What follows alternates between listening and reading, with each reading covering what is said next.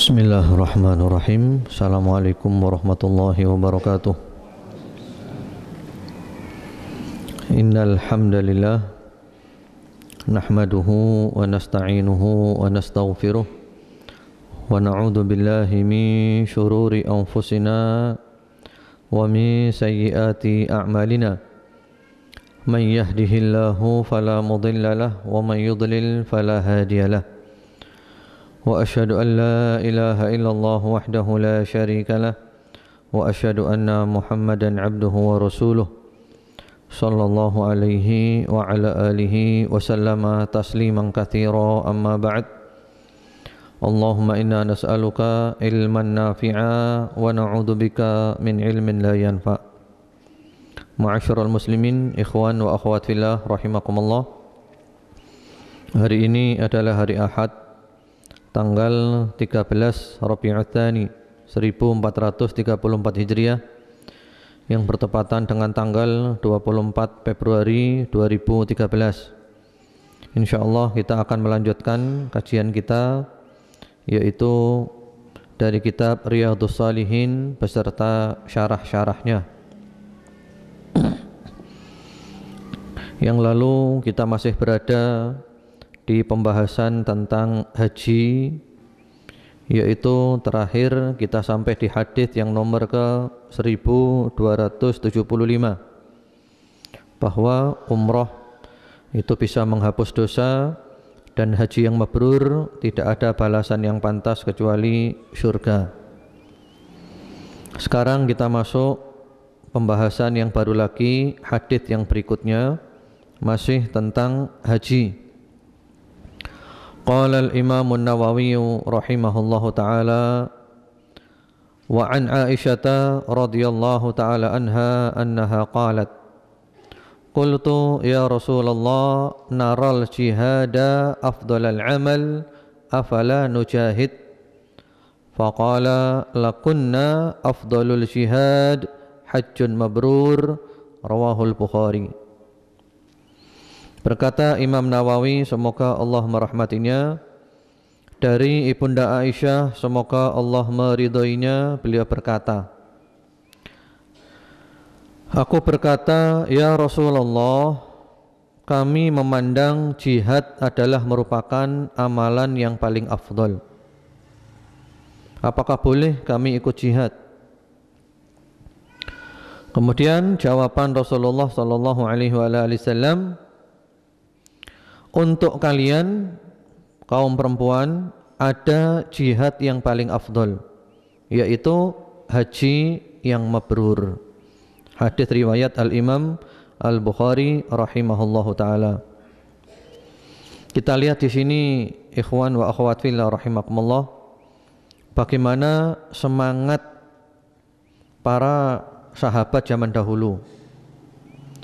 Sampai-sampai orang-orang perempuan pun ingin ikut berjihad, karena mereka mengetahui betapa banyak keutamaan jihad di dalam Al-Quran, di dalam As-Sunnah.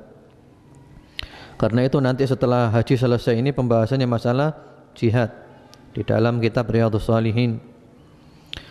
Sehingga Ibunda Aisyah radhiyallahu ta'ala anha memandang jihad adalah merupakan amalan yang paling afdal, ingin supaya dibolehkan kaum perempuan ini berjihad. Lalu oleh Rasulullah sallallahu alaihi wasallam diberi arahan bahwasanya jihadnya orang perempuan adalah jihad yang paling afdal, yaitu haji yang mabrur. Itu adalah jihadnya orang perempuan yang merupakan jihad yang paling afdal, haji yang mabrur. Dan yang lalu sudah kita bahas kapan suatu haji dikatakan sebagai haji yang mabrur. Ada syarat-syaratnya. Syaratnya yang lalu telah dijelaskan, ada berapa? Ada 4. Yang pertama-tama, hajinya dikerjakan dengan ikhlas. Yang kedua, seperti manasik haji Rasulullah SAW, sesuai sunnah. Yang ketiga, harta yang dipakai adalah harta yang halal. Dan yang keempat, banyak berbuat baik. Diambil dari kata-kata albir, yaitu mabrur. Jadi haji mabrur adalah merupakan jihad yang terbaik, jihad yang paling afdal bagi kaum perempuan. Selanjutnya, wa anha radhiyallahu taala anha anna Rasulullah sallallahu alaihi wasallam qaal, dari Bunda Aisyah semoga Allah meridainya bahwasanya Rasulullah sallallahu alaihi wasallam bersabda, ma min yaumin an akthar min an ya'tiqallahu fihi 'abdan minan nar min yaumi Arafah, rawahu Muslim. Yaitu Rasulullah SAW bersabda, tiadalah hari yang paling banyak Allah memerdekakan di dalamnya hamba dari api neraka daripada hari Arafah. Hadis riwayat Imam Muslim. Jadi hari Arafah adalah merupakan hari pembebasan dari api neraka. Allah paling banyak membebaskan hamba-hambanya dari api neraka adalah hari Arafah, yaitu ketika jamaah haji wukuf di Arafah. Dan yang dimaksud di sini adalah hari Arafah di sini maksudnya adalah bagi orang-orang yang wukuf di Arafah. Karena itu ini ditaruh di bab haji. Jadi bukan ini umum seluruh dunia ya, tapi ini khusus bagi orang-orang yang wukuf di Arafah. Karena itu orang yang dapat kesempatan haji adalah merupakan keuntungan yang sangat besar. Wukuf di Arafah, hari yang mana doa saat itu adalah doa yang paling mustajab dikabulkan oleh Allah Subhanahu wa taala. Kemudian juga hari ketika itu berkumpul kaum muslimin seluruh dunia. Allah mendekat kepada orang-orang yang wukuf di Arafah. Allah membangga-banggakan mereka di hadapan malaikat dan Allah mengampuni dosa-dosa mereka. Bahkan Allah paling banyak membebaskan hamba-hambanya dari api neraka adalah hari Arafah. Dan mudah-mudahan Allah Subhanahu wa taala menjadikan kita semua termasuk orang-orang yang dibebaskan dari api neraka. Allahumma amin. Itu adalah harapan kita yang paling tinggi, yaitu Allah mencurahkan ridhonya kepada kita, memasukkan kita ke dalam syurga, membebaskan kita dari murkanya, menyelamatkan kita dari api neraka. Selanjutnya, wa an Ibnu Abbas radhiyallahu taala anhuma anna an-nabiy sallallahu alaihi wa alihi wasallam qaal, dari sahabat Ibnu Abbas semoga Allah meridai keduanya, bahwasanya Nabi Muhammad sallallahu alaihi wa alihi wasallam bersabda, umrah fi Ramadan ta'dilu hajjah au hajjatan ma'i, muttafaqun alaih. Beliau bersabda, umrah pada bulan Ramadan nilainya seperti haji atau haji bersama aku, muttafaqun alaih. Hadis ini disepakati oleh Al-Imam Al-Bukhari dan Imam Muslim rahmatullahi alaihima. Ya, subhanallah. Ini adalah keutamaan yang amat sangat besar umroh pada bulan Ramadan. Jadi umroh pada bulan Ramadan keutamaannya seperti haji, bahkan seperti haji bersama-sama Rasulullah sallallahu alaihi wasallam. Namun bukan berarti kita sudah selesai haji loh ya. Ini keutamaannya. Jadi bukan berarti kita sudah berhaji. Jadi kalau orang belum haji ya tetap belum haji.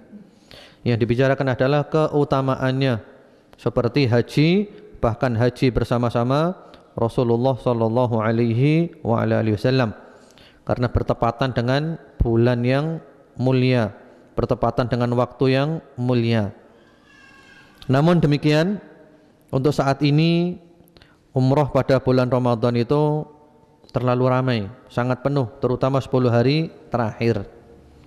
Jadi kalau kita niat berangkat umroh Ramadan, ya kita harus siap dengan kondisi di sana. Kondisinya terus terang aja kurang bisa kita untuk khusyuk karena sangat ramainya, terutama 10 hari terakhir penuh ya. Jadi kita harus siap menghadapi kondisi yang seperti itu.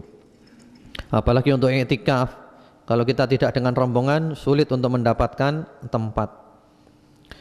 Ya.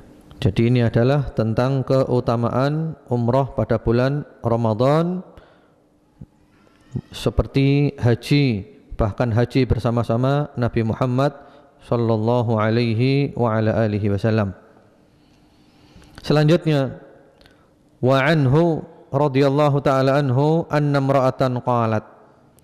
Dari beliau juga, yaitu dari Ibnu Abbas, semoga Allah meridai keduanya, bahwasanya ada seorang perempuan yang berkata, "Ya Rasulullah, inna faridatallahi ala ibadihi fil hajj adrakat abi syaikhan kabiran la yathbutu ala rahilah afa ahujju anhu."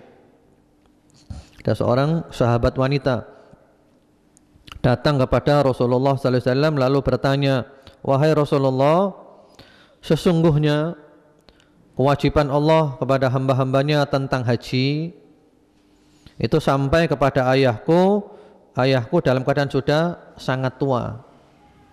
Jadi kewajiban haji ini turun ketika ayahku dalam keadaan sudah sangat tua, tidak bisa naik kendaraan, nggak bisa berangkat haji. Apakah boleh aku berhaji atas nama ayahku? Ya, apakah boleh aku berhaji menggantikan ayahku? Lalu kata Rasulullah sallallahu alaihi wasallam, qala na'am, ya boleh. Muttafaqun alaih. Hadis ini disepakati oleh Al-Imam Al-Bukhari dan Imam Muslim rahmatullahi alaihima. Ya, dan ini permasalahannya dikenal dengan permasalahan haji badal. Haji badal atau umrah badal. Menghajikan orang lain atau mengumrahkan orang lain. Itu boleh dengan dua syarat. Boleh dengan dua syarat. Syarat yang pertama, yang menghajikan itu sudah pernah haji kalau mau menghajikan orang lain, atau yang mengumrahkan sudah pernah umrah kalau mengumrahkan orang lain. Kemudian syarat yang kedua, yang dihajikan atau diumrahkan itu benar-benar tidak bisa berangkat ke sana. Mungkin karena sudah tua renta tidak bisa berangkat, atau sakit yang parah tidak bisa berangkat, atau sudah meninggal dunia. Ya, sementara kalau masih sehat, masih ada kemungkinan bisa berangkat, tidak boleh diwakili. Jadi ini namanya adalah haji badal. Jadi boleh ya. Bahkan di sini kita lihat yang tanya laki atau perempuan? Perempuan. Yang dihajikan laki atau perempuan? Laki. Jadi beda jenis kelamin tidak apa-apa. Orang laki menghaji badalkan orang perempuan boleh. Orang perempuan menghaji badalkan orang laki boleh. Jadi misalnya antum laki-laki mau menghaji badalkan ibunya antum boleh. Ya. Yang beda cuma niatnya saja. Jadi ketika niat awal, niat ya Allah, saya berhaji ini untuk ibuku, saya berhaji untuk si fulanah. Itu aja bedanya. Amalannya semuanya sama, cuman beda di niat awal. Beda di niat awal. Atau misalnya akhwat yang ada haji niat untuk ayahnya, boleh. Ya, niat saya haji untuk ayah saya, menggantikan ayah saya, dengan catatan sudah pernah berhaji. Bagaimana dengan orang yang menghajikan atau mengumrahkan, apakah dapat ganjaran? Kalau dia amanat, melaksanakan dengan sebaik-baiknya dan tujuannya bukan materi duniawi, maka dia juga mendapatkan ganjaran seperti orang haji atau seperti orang umrah. Kalau haji seperti orang haji, kalau umrah seperti orang umrah, karena dia adalah al-khazinul amin, orang yang yang diamanati, yang benar-benar menjaga amanat itu, maka dia mendapat ganjaran sama dengan orang yang mengamanati. Ya, ini namanya haji atau umrah badal. Karena orang kalau mau minta dihajikan atau diumrahkan tentu bayar kan? Bayar. Karena kan butuh biaya. Seperti di Arab Saudi itu banyak mahasiswa-mahasiswa kalau sudah musim haji itu biasanya ada orang-orang Arab Saudi yang minta dihajikan. Ini tolong hajikan ayah saya, hajikan ibu saya, ini dikasih biaya. Kalau orang Saudi beri biaya cukup besar, sampai 3.000 real, 4.000 real.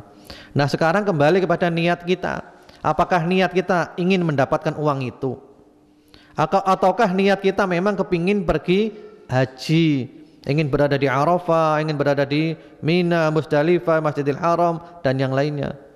Kalau niat kita adalah kita ingin bisa kumpul dengan orang yang haji, ikhlas karena Allah, kemudian kita mendapat sumbangan yang banyak, 4.000 real atau berapa, tidak apa-apa. Itu kebaikan dunia dan kebaikan akhirat. Jadi kembali dari niatnya semula. Karena ada orang yang membadalkan orang lain, niatnya murni benar-benar uang. Jadi kayak orang bisnis. Ya dia tidak dapat ganjaran di akhirat. Cuma dia dapat uang saja. Jadi sekali lagi, ini namanya adalah haji badal. Dan itu boleh ya. Jadi badal menghajikan orang atau mengumrohkan orang boleh dengan 2 syarat.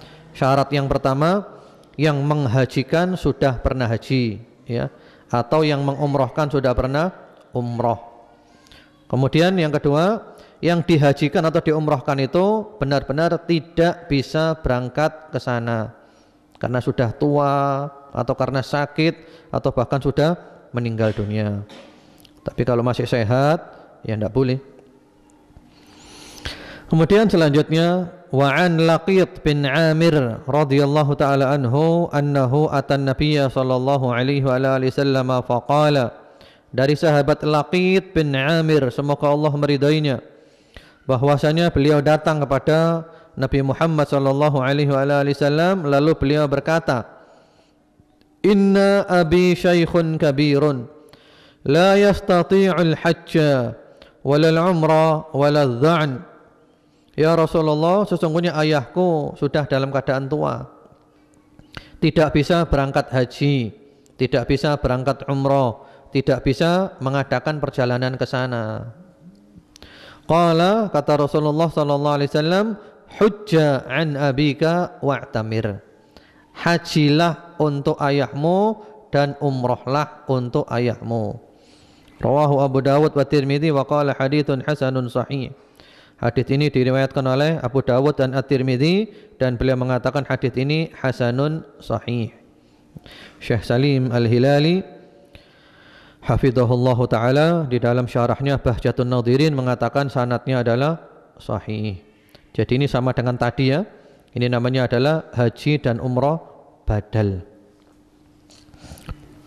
Selanjutnya, wa anis Sa'ib bin Yazid radhiyallahu taala anhu annahu qala, dari sahabat As-Sa'ib bin Yazid semoga Allah meridainya, beliau berkata, hujja bi ma'a Rasulillah sallallahu alaihi wasallam fi hajjatil wada' wa ana ibnu 7 sinin. Rawahul Bukhari.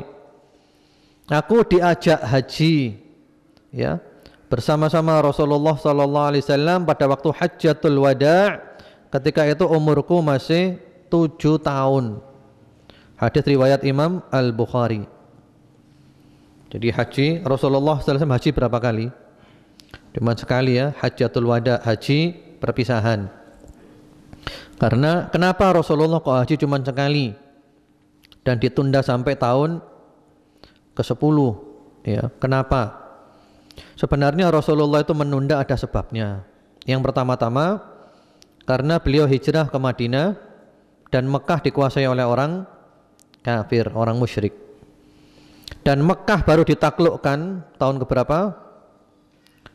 Fathu Makkah, penaklukan kota Mekah tahun 8. Tahun 8 Hijriyah, penaklukan kota Mekah.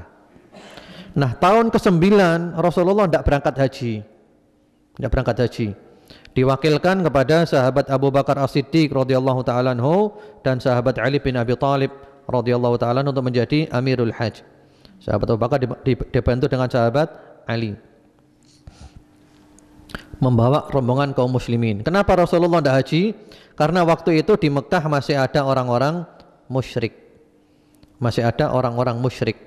Dan Rasulullah sallallahu alaihi wasallam tidak mau haji kumpul dengan orang-orang musyrik.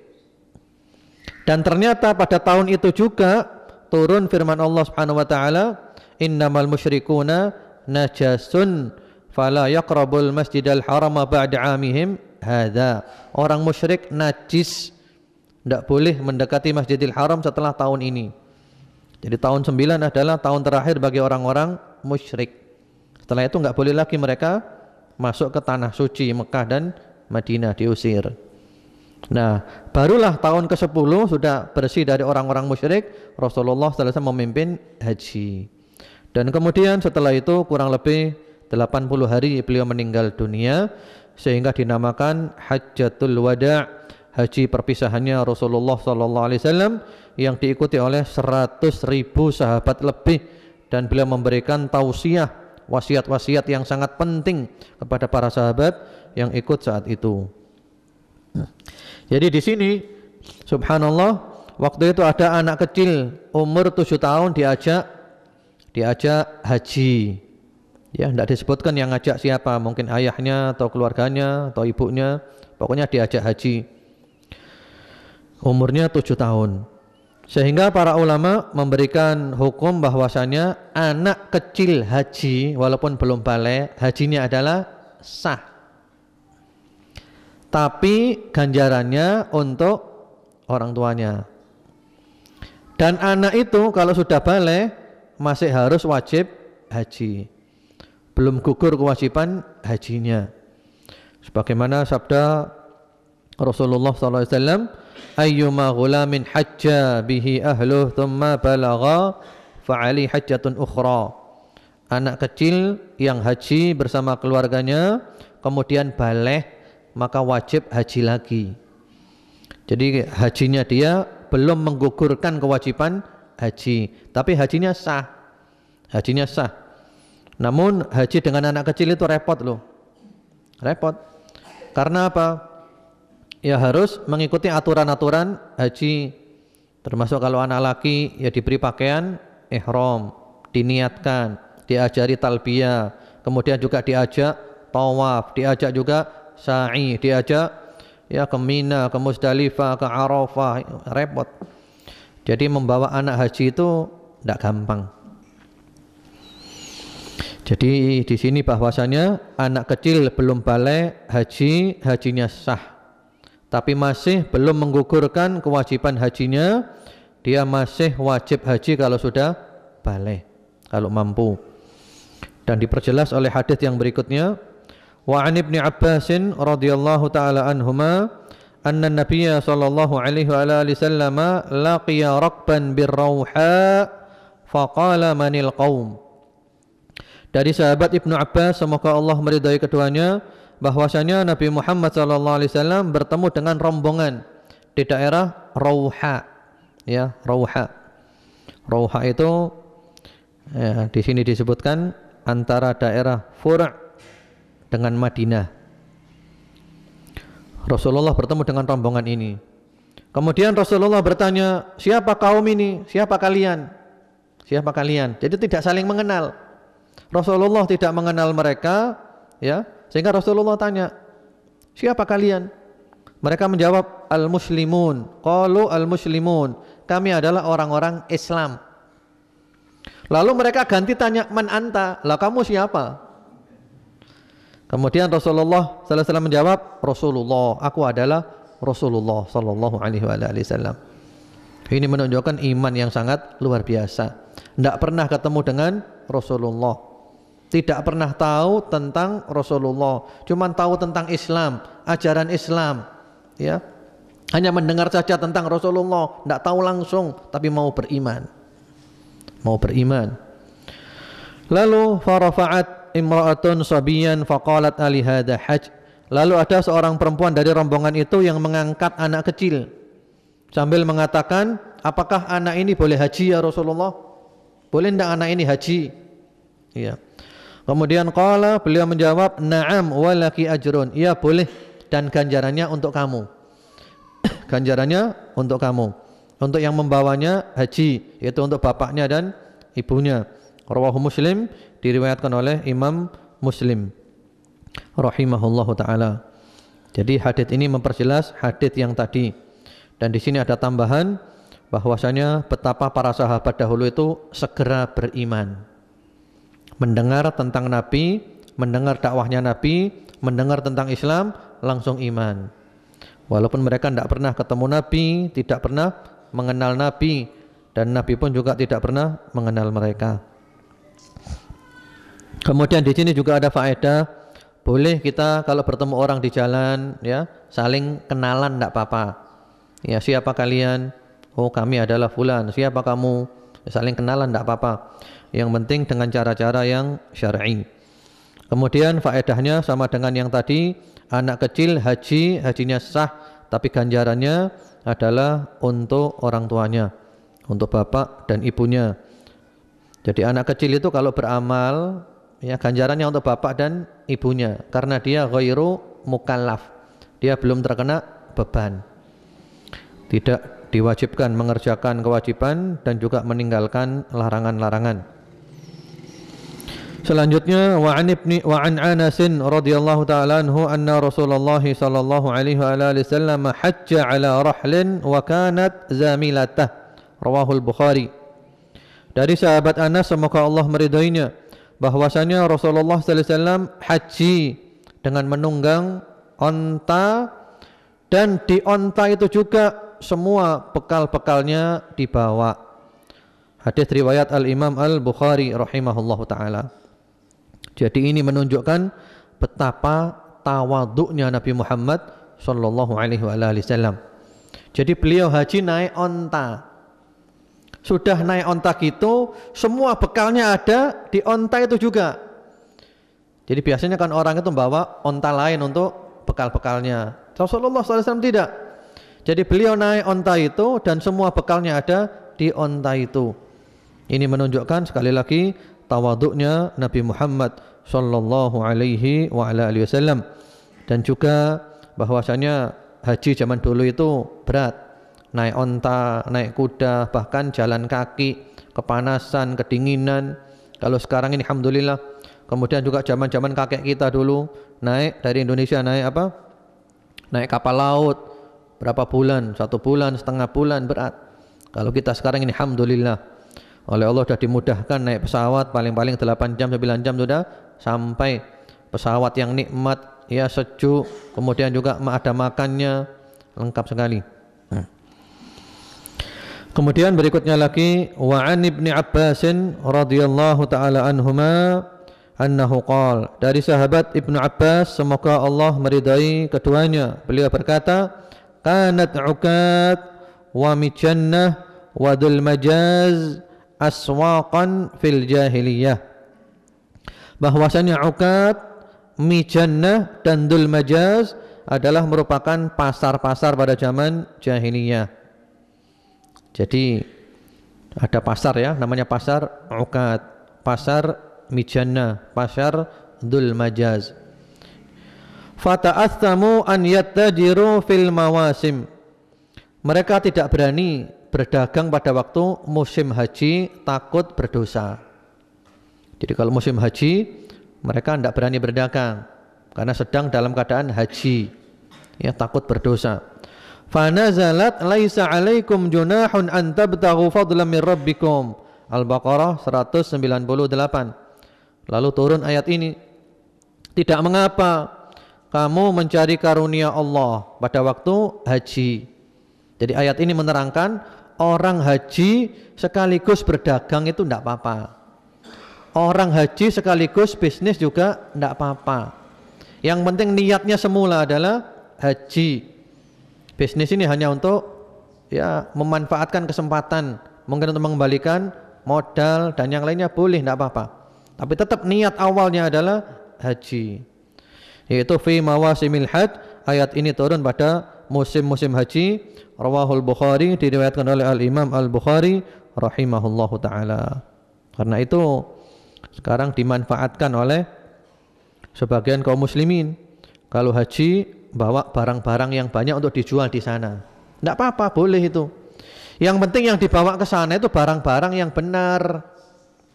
Jangan bawa barang-barang yang terlarang. Berangkat haji bawa apa biasanya? Bawa rokok, iya. Ya, bawa rokok. Karena memang rokok di sana laku keras. Lah ini bawa rokok aja sudah tanda hajinya tidak mabrur. Kenapa? Karena rokok hukumnya adalah haram. Dan orang haji diantara syaratnya adalah fala rafatha wala fusuqa wala jidala fil hajj, tidak melakukan fusuk. Dan orang merokok apalagi jual rokok sama dengan orang yang fusuk, berbuat kefasikan. Kefasikan, hajinya ndak mabrur. Iya. Kemudian juga ada lagi yang haji bawa apa? Bawa pil KB. Nah ini aneh, untuk dijual di sana kepada TKI supaya kalau berzina di sana yang dizinai tidak hamil. Ya, ada orang haji bawa pil KB itu. Nah ini aneh. Anda ini mau beribadah atau mau mencari dosa? Ada lagi yang haji bawa apa kemarin ketangkap itu? Bawa surat nikah palsu untuk dijual di sana. Supaya apa? Supaya di sana nanti kalau ada orang nikah dibuat apa namanya? Surat nikah palsu dan yang lain-lainnya. Jangan, nggak benar itu. Kalau mau berdagang yang lainnya tidak apa-apa, yang boleh misalnya apa? Ya di sana mungkin antum punya teman, punya family, punya kerabat, antum mau berangkat ke sana mereka butuh apa yang dibutuhkan, bawa dari sini tidak apa-apa. Atau juga nanti dari sana sekaligus kulaan, nanti pulangnya dibawa ke sini, kulaan dari sana, kulaan apa? Ya, silahkan. Yang penting benda-benda yang dijual adalah benda-benda yang tidak terlarang. Jadi boleh ya. Islam itu agama yang sangat mudah, fleksibel. Kalau kita kembali kepada Al-Quran, was-sunnah ala fahmi salafil ummah. Atau juga mungkin orang haji sekaligus ikut apa namanya? Ikut peserta haji, ikut travel haji, dia bagian catering. Ya, dia bagian masak.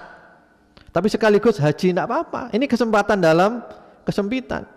Sekaligus jadi apa namanya? Jadi pelayan catering, melayani makannya jemaah haji, sekaligus dia haji. Karena mungkin kalau berangkat sendiri tidak mampu mahal, 30 juta, 50 juta, 100 juta, atau mungkin nunggu terlalu lama. Yang penting adalah niat awalnya. Benar-benar niat awalnya adalah haji. Ini hanya untuk mendukung, memanfaatkan kesempatan dan boleh, dan jangan sampai hajinya nanti lalai gara-gara bisnis. Jadi di Arafah fokus kepada ibadah. Jangan nanti di Arafah dari awal sampai akhir jualan saja nanti. Ya nanti seakan-akan dunia malah membuat dia lalai. Subhanallah, Islam ini indah kalau kita kembali kepada sumbernya langsung, kepada Al-Quran was sunnah. Dengan demikian, ikhwan wa akhwat fillah rahimakumullah, pembahasan tentang haji sudah selesai. Kemudian setelah itu ada pembahasan yang baru yang diberi judul Kitabul Jihad, pembahasan tentang jihad. InsyaAllah kita bahas pada waktu berikutnya saja masalah jihad. Dan sekarang saya sambung masih tentang haji, yaitu diantara keutamaan haji dan umrah yang masih belum disebutkan pada pembahasan kita. Haji dan umrah ini keutamaannya amat sangat banyak. Di samping menghapus dosa-dosa, juga menghilangkan kemelaratan. Jadi kalau ingin jauh dari kemiskinan, hajilah. Ingin jauh dari kemiskinan, umrohlah. Jadi umroh dan haji malah menjadikan kita jauh dari melarat. Sebagaimana hadis yang diriwayatkan oleh At-Tirmidzi dan beliau menyatakan sanadnya sahih melalui jalan sahabat Abdullah bin Mas'ud radhiyallahu taala anhu, qala Rasulullah sallallahu alaihi wasallam, beliau bersabda, tabi'u bainal haji wal umrah, ikutilah antara haji dan umrah. Maksudnya usahakan yang sering haji, yang sering umrah. Kalau haji mungkin hanya memungkinkan setahun sekali. Kalau umrah kan bisa lebih daripada sekali. Hanya saja yang perlu kita perhatikan adalah bahwa umrah yang sunnah itu sekali safar sekali umrah. Ini yang sunnah. Jadi kita berangkat umrah dengan rombongan travel, sekali saja umrahnya, selesai. Tidak ada istilahnya besok umrah lagi, tidak ada sunnahnya. Mau niru siapa? Rasulullah SAW yang menyuruh kita yang sering umrah tidak pernah melakukan. Para sahabat tidak pernah melakukan.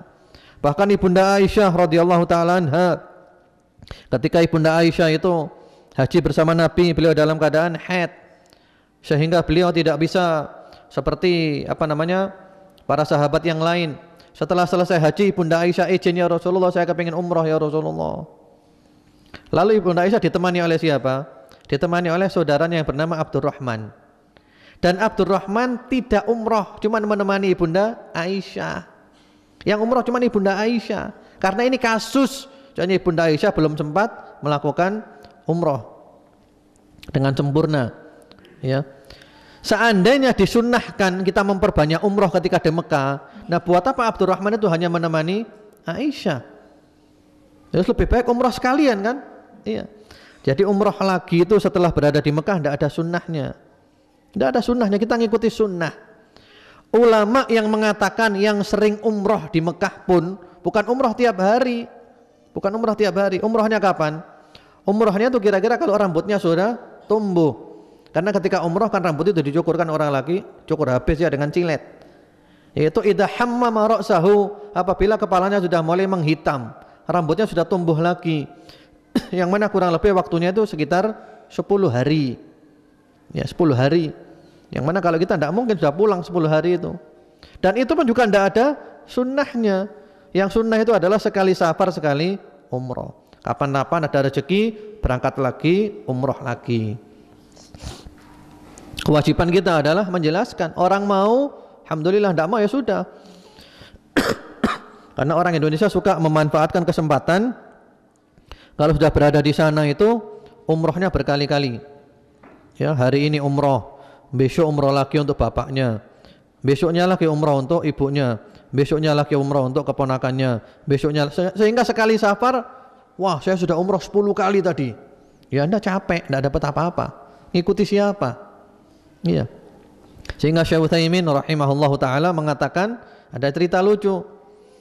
Beliau lihat ada seorang itu ketika umroh dalam keadaan rambutnya dipotong sepertiga, seperempat. Dipotong seperempat aja, dicukur habis seperempat. Ditanya oleh beliau, "Loh kenapa? Rambutmu kok cuman kamu potong seperempat?" "Oh iya ya, oh iya.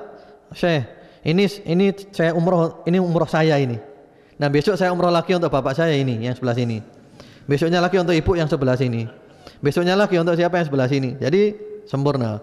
Nah, tidak ada sunnahnya. Kita ngikuti sunnah. Seandainya umroh berkali-kali, sekali safar itu adalah baik, tentu Rasulullah sudah melakukan. Tentu para sahabat sudah melakukan. Tapi tidak ada yang melakukan, tidak ada yang melakukan. Kalau tawaf silahkan. Dan tawaf itu pun kita lihat apakah tempat tawafnya ramai atau tidak. Kalau ramai, sudah kita beri kesempatan mereka, tidak usah kita memaksakan diri. Kita berikan kesempatan orang-orang yang sedang tawaf, sedang dalam keadaan umroh. Ya. Jadi sekali lagi, yang sunnah itu sekali safar, sekali umroh, selesai. Kapan-kapan pulang ke Indonesia, balik lagi. Atau kalau sudah keluar dari Mekah, mungkin antum pulang ke Madinah. Ya, di Madinah seminggu 2 minggu, balik ke Mekah lagi, umroh lagi tidak apa-apa. Karena kita sudah keluar dari Mekah, ada hajat di luar Mekah, bukan disengaja keluar untuk umroh lagi. Ke Tanim, keluar lagi, umroh lagi. Ke Ja'rana, umroh lagi, tidak ada sunnahnya. Tidak ada sunnahnya. Jadi di sini Rasulullah sallallahu alaihi wasallam menyuruh kita mengikuti antara haji dan umrah.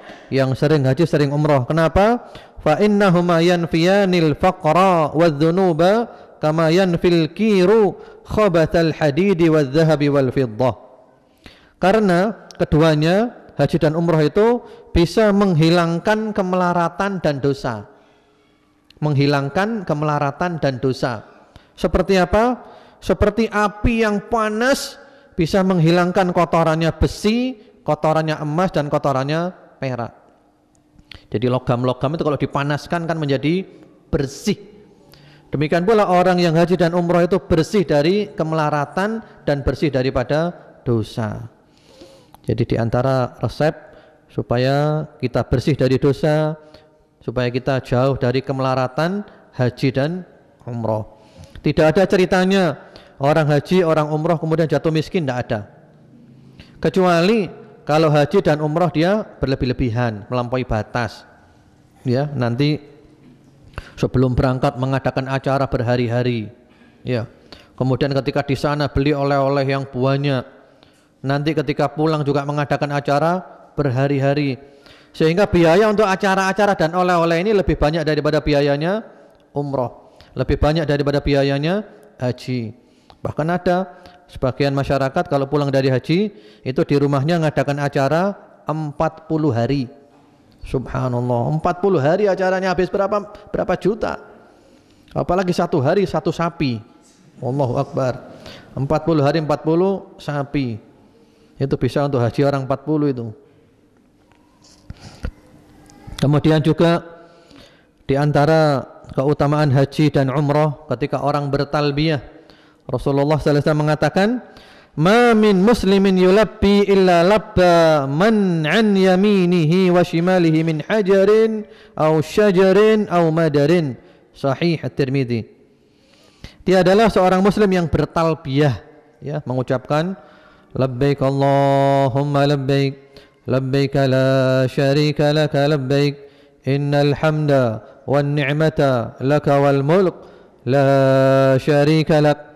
Ketika seorang muslim mengucapkan talbiyah itu, melainkan tiadalah seorang muslim mengucapkan talbiyah itu melainkan yang di sebelah kanan dan kirinya ikut bertalbiyah, yaitu batu-batuan, pohon-pohonan dan rumah-rumah dari beton itu juga ikut bertalbiyah semuanya. Jadi batu-batu yang kita lewati ikut bertalbiyah, pohon-pohon yang kita lewati ikut bertalbiyah, rumah-rumah yang kita lewati ikut bertalbiyah. Subhanallah. Hanya kita tidak mendengarnya.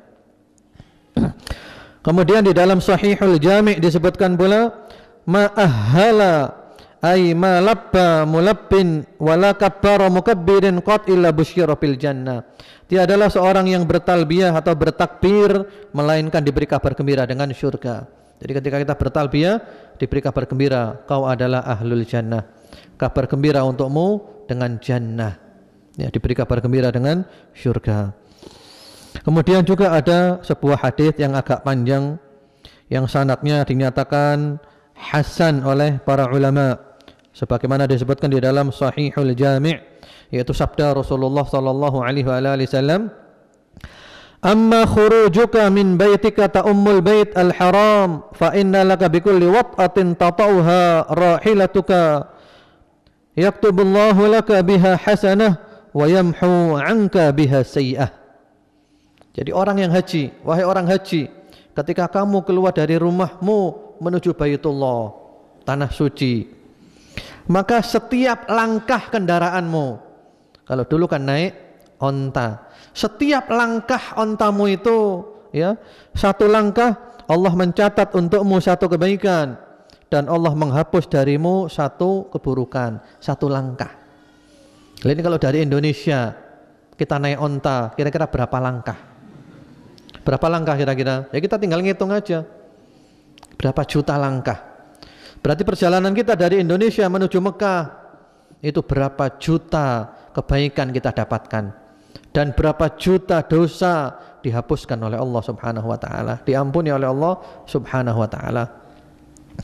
Wa amma wuqufuka bi Arafah fa inna Allah azza wa jalla yanzilu ila as-sama'i ad-dunya fayubahi bihimul malaika fayaqul haula'i ibadi ja'u syu'than ghubran min kulli fajjin 'amik yarjuna rahmati wa yakhafuna 'adhabi wa lam yarawni fa kaifa law ra'awni falau kana 'alayka mithlu ramlin 'alij aw mithlu ayyamid dunya aw mithlu qatris sama' dhunuban ghasalahallahu 'ank. Subhanallah.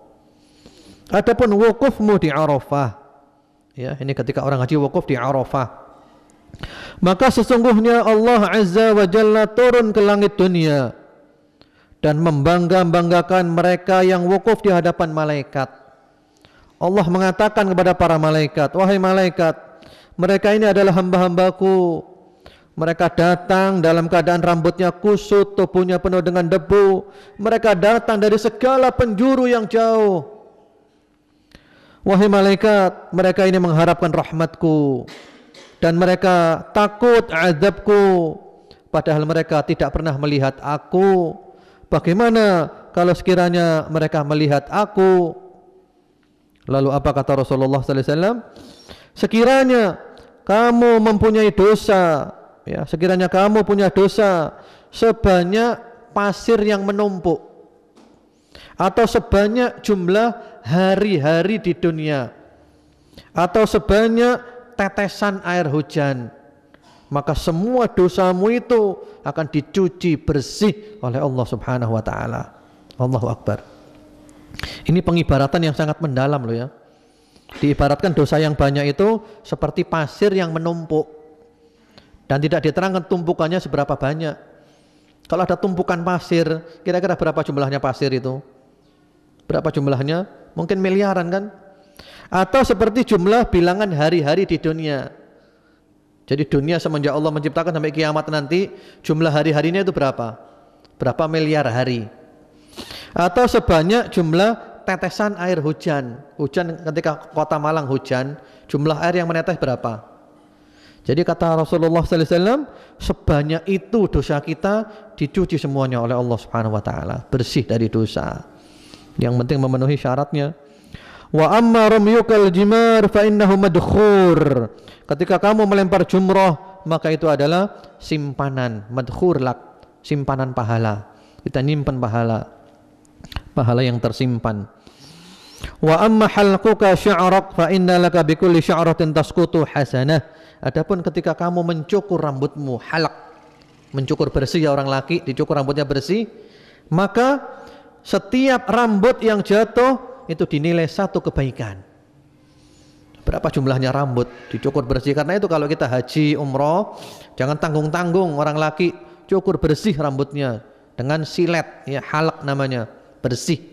Itu kalau di sana bayarnya 10 real. Kalau orang perempuan tidak.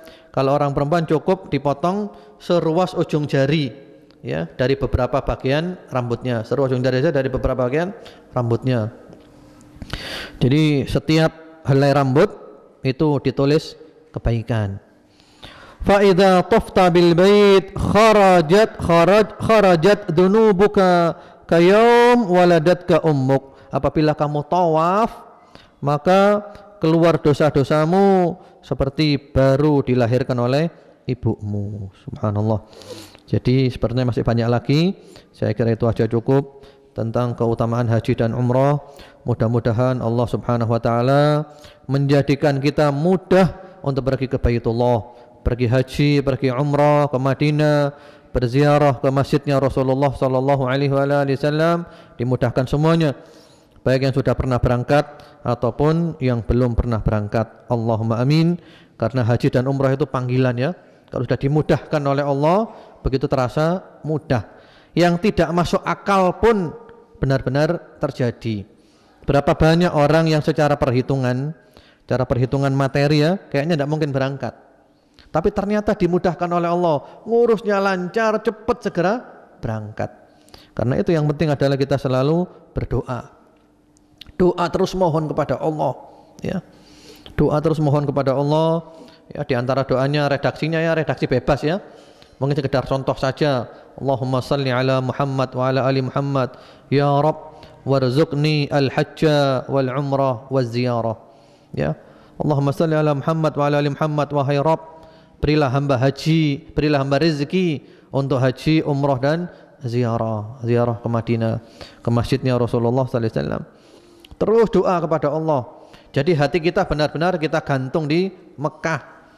Sambil juga kita melihat gambarnya Ka'bah, melihat gambarnya Mekah sambil berhayal seakan-akan kita sedang berada di sana. Ini pengaruhnya dahsyat ini. Jadi sambil kita lihat kita berhayal seakan-akan kita berada di sana tiap hari. Nanti oleh Allah dimudahkan. Ya, sekarang kita masuk sesi tanya jawab. Ini yang masuk di SMS sudah sangat banyak.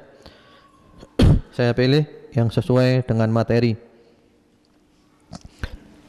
Assalamualaikum warahmatullahi wabarakatuh. Waalaikumsalam warahmatullahi wabarakatuh. Bagaimana dengan petugas kesehatan haji? Apakah bisa mabrur atau nanti wajib haji lagi bila mampu? Terima kasih. Sama dengan tadi kan, orang haji tidak mengapa berbisnis, ya. Petugas kesehatan haji tidak apa-apa, ikut haji. Yang penting niat awalnya adalah untuk haji, niat awal, dan Allah yang maha tahu niat awalnya. Kalau dia sudah haji, ya sudah selesai. Sudah selesai. Jadi tidak wajib haji lagi. Yang wajib cuma 1 kali. Tapi kalau mau haji lagi, haji sunnah itu bagus. Assalamualaikum warahmatullahi wabarakatuh. Waalaikumsalam warahmatullahi wabarakatuh. Ustadz, apakah benar jika kita melaksanakan umroh 7 kali pahalanya seperti haji? Apakah kita boleh waktu melaksanakan ibadah haji kita berumroh berkali-kali? Yang tadi telah diterangkan ya. Hadis yang mengatakan umroh 7 kali sama dengan haji itu tidak ada, tidak benar ya. Dan kita perlu waspada dengan hadis-hadis yang tidak sahih. Karena banyak disampaikan di media-media, televisi atau yang lain-lainnya hadis yang tidak sahih. Kemudian tidak disunnahkan ketika kita berada di Mekah untuk umroh berkali-kali. Yang sunnah itu adalah sekali safar, sekali umroh. Ya. Bagaimana kalau tidak mampu? Tidak mampu ya tidak usah berangkat. Ya berangkat sekali saja. Nanti kalau mampu lagi berangkat lagi. Karena ada orang biasanya itu bangga-banggaan dengan banyaknya umroh. Ya, sama-sama rombongan ini tanya, "Kon wis umroh ping piro?" "Aku sik ping pindho rek." "Aku wis ping 7." "Aku wis ping 10." Ya, sampean kesel dhewe kalau apa-apa. Niru sapa sampean? Niru siapa Anda? Umroh berkali-kali. Apakah Rasulullah melakukan? Sahabat melakukan? Tidak ada. Sekali lagi ulama yang mengatakan yang sering umroh ketika di Mekah itu pun bukan tiap hari. Berapa hari? Idza hammama ra'sahu. Kalau kepalanya sudah, rambutnya sudah menghitam, kurang lebih jaraknya sekitar 10 hari. 10 hari. Ya. Dan itu pun juga tidak ada sunnahnya. Tidak ada sunnah. Kan kita mengikuti sunnah. Yang kita cari itu bukan amalan yang banyak. Yang kita cari apa? Liyabluwakum ayyukum ahsanu amala. Ya, yang kita cari adalah amal yang terbaik. Apa amal yang terbaik itu? Amal yang terbaik adalah yang ikhlas dan sesuai sunnah. Buat apa amalan itu banyak tapi tidak sesuai sunnah? Man amila amalan laisa 'alaihi amruna fahuwa raddun.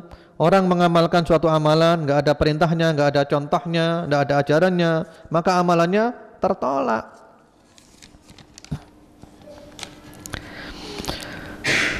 Apabila berhaji dengan menggunakan uang yang diperoleh dari hasil pekerjaan jual beli di bidang rokok, apakah hajinya mabrur? Kalau dia sudah tahu hukumnya rokok itu haram, tidak mabrur. Karena dia berangkat haji dan umrah dengan uang yang haram. Kecuali kalau dia tidak tahu hukumnya, masih tidak tahu. Kalau sekarang sudah tahu semua hukumnya kan, sudah tahu semuanya hukumnya. Jadi kalau dia tahu, berarti dia sengaja. Karena orang itu setelah tahu bahwa bisnis ini adalah haram, harus dihentikan saat itu juga. Tidak ada mikir-mikir panjang, nanti bagaimana ini? Ya ada ya, haram sudah setelah itu. Semenjak tahu hukumnya haram, harus berhenti itu juga. Orang kerja di bank, ya bank konvensional, riba, dia tidak tahu hukumnya. Kemudian dia hadir pengajian, dia tahu hukumnya, sudah jelas hukumnya. Ketika dia sudah tahu hukumnya, dia harus berhenti saat itu juga, harus berhenti. Nanti bagaimana? Bagaimana itu nanti urusannya lah. Kamu takut sama Allah apa tidak? Ya. Kalau yang dulu tidak tahu itu halal, dulu tidak tahu halal. Tapi setelah tahu, semenjak saat itu hukumnya adalah haram kalau diteruskan. Kalau diteruskan haram hukumnya. Jadi masalahnya kita milih mana? Memang dunia ini silau, membuat kita silau, fitnahnya besar. Bagaimana nanti gini gitu ya sudah terserah Anda mau terus apa berhenti. Kalau dalam Islam berhenti sekarang juga berhenti. Soal nanti urusannya bagaimana, ya cari urusannya, solusi kepada Allah. Kita bertakwa kepada Allah, minta tolong Allah. Ya. Yang penting kehidupan dunia itu apa intinya? Yang penting apa kehidupan dunia itu intinya? Yang penting intinya apa? Kata Rasulullah sallallahu alaihi wasallam, yang penting itu pakaian ada, kita ndak telanjang. Yang penting makan ada hari ini, ya kan? Bahkan Rasulullah mengatakan orang terkaya itu hanya butuh 3 saja. Ya. Idza asbaha ibnu Adam aminan fi sirbih, mu'afan fi jasadih, wa 'indahu qutu yaumih, fa ka'annama hizat lahu dunya bihadafiriha. Apabila seorang anak manusia itu diberi oleh Allah sehat pada waktu pagi, ya, hari itu sehat, badannya sehat, kemudian aman, seperti kita alhamdulillah aman, enggak ada perang, enggak ada apa. Kemudian makanan hari itu ada, maka seakan-akan dunia seisinya milik dia. Sehat, aman, makanan hari ini Ada, udah masya Allah. Lu bagaimana nanti ini udah. Yang diminta oleh Allah itu apa sih? Yang diminta oleh Allah itu adalah ku anfusakum wa ahlikum naro, alaikum anfusakum. Iya. Kemudian juga fastaqim kama umirta, kita menyelamatkan diri kita. Jangan sampai kita ingin menyelamatkan orang tapi kita menjerumuskan diri kita. Ya. Jadi harus berhenti saat ini juga. Dan hukum itu harus tegas, hitam putih, nggak boleh abu-abu. Memang saya secara pribadi dari perasaan saya tidak tega. Mau ngomong gini itu tidak tega. Waduh, seakan nek wis biasa urip enak, lah seakan nguripe susah. Ini kalau pakai perasaan tidak bisa, kita hukum tidak bisa. Hukum itu adalah tegas. Ya, haram adalah haram, halal adalah halal. Berhenti sekarang juga, tidak boleh diteruskan. Terus bagaimana? Cari solusi. Mudah-mudahan Allah memberikan jalan keluar. Yang penting kita masih bisa makan, tidak kelaparan. Yang penting kita masih punya pakaian, tidak telanjang. Yang penting kita masih punya rumah, tidak kehujanan, tidak kepanasan. Walaupun rumahnya ngontrak, walaupun sederhana, alhamdulillah, dinikmati aja. Oh, dunia bukan rumah kita. Rumah kita di mana? Rumah kita itu di surga. Karena itu kata Ibnul Qayyim rahimahullahu taala, orang yang tidak tahu cara kembali ke rumahnya fahuwa ablad minal himar. Dia lebih bodoh dari keledai. Kenapa? Karena keledai himar kalau diajak ya ke kandangnya walaupun malam hari, maka dia apal dengan kandangnya itu. Nah, demikian pula kita, rumah kita adalah surga.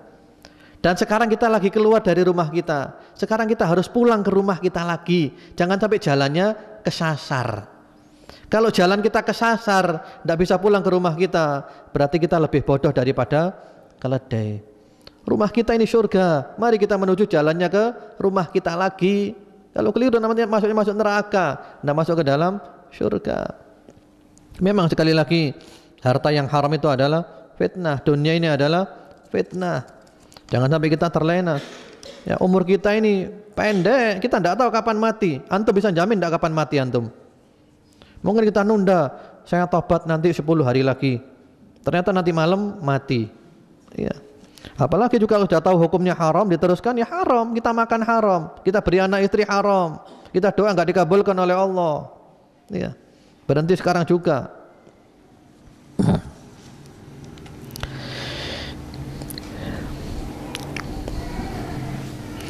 Ustadz, setelah umroh atau setelah haji, amalan apa yang dikerjakan di hari-hari yang tersisa?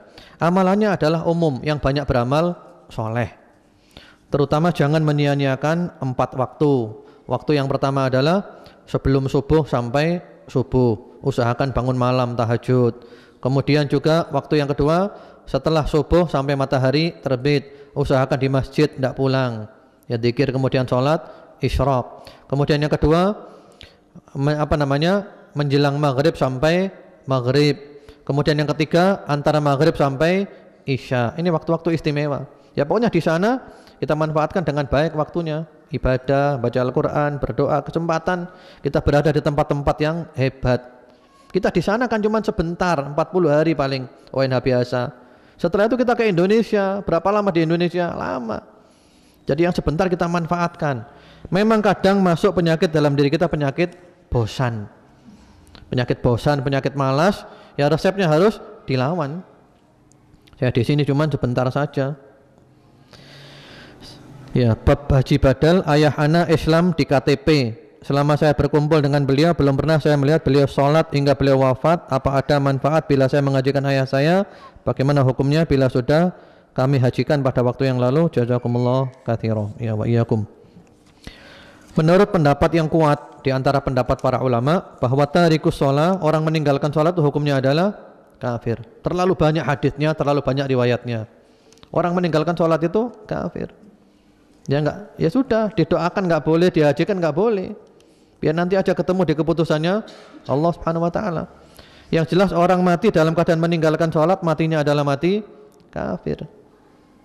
Nah sekarang yang jadi masalah, anak-anaknya usahakan istiqomah. Ini anak yang Masya Allah, ini anak yang hebat. Ayahnya tidak sholat, anaknya sholat. Masya Allah, bersyukurlah kepada Allah. Ya. Adapun ayah, serahkan urusannya kepada Allah Subhanahu wa taala, enggak boleh didoakan karena mati dalam keadaan kafir. Sekali lagi ini adalah hukum ya.